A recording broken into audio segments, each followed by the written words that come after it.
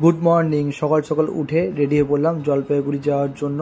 একটা কাজ আছে, আমার ডেস্কটপের সিপিইউটা অনেকদিন ধরে অন হচ্ছে না, সেটা দেখানোর জন্য জলপাইগুড়ি কোনো এক সেন্টারে যাব। তো তাই রেডি হয়ে পড়লাম তাড়াতাড়ি। আমি আর সুবোধা বেরিয়ে পড়লাম সিপিইউটা নিয়ে।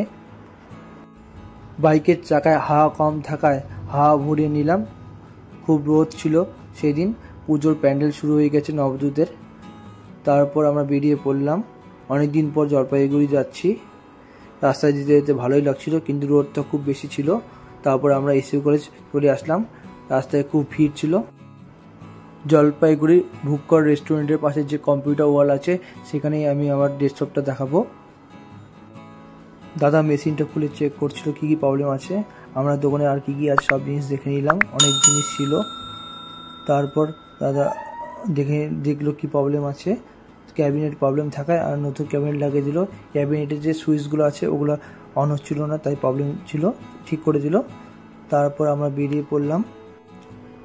টিন্টুদার অফিসে এসে আমরা বসলাম, পিএমের অপেক্ষা করছিলাম, পিএম আসবে তাই। তারপর পিএম চলে আসলো। আমরা তারপর বেরিয়ে পড়লাম খাওয়ার উদ্দেশ্যে ও শপিং উদ্দেশ্যে। রেস্টুরেন্টে চলে আসলাম। এখানকার অ্যাম্বিয়েন্সটা খুব ভালো ছিল। ইন্টেরিয়ার ডিজাইনটা এত সুন্দরভাবে ডিজাইন করা ছিল যে খুব সুন্দর লাগছিল, এবং ক্লাসিক ফিল হচ্ছিল, দেখে খুব ভালো লাগলো। আমরা অর্ডার করেছিলাম কুলচা, বাটার চিকেন ও চিকেন কোলাপুরি।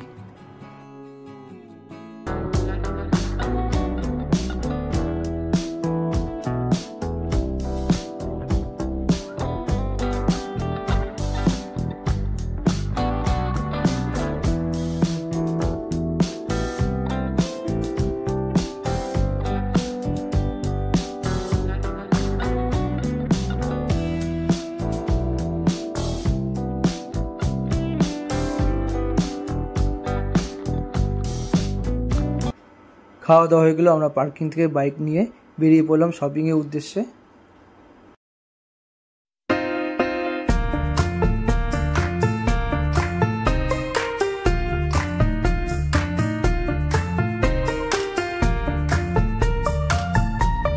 আমাকে কেমন লাগছে কমেন্টে জানিও।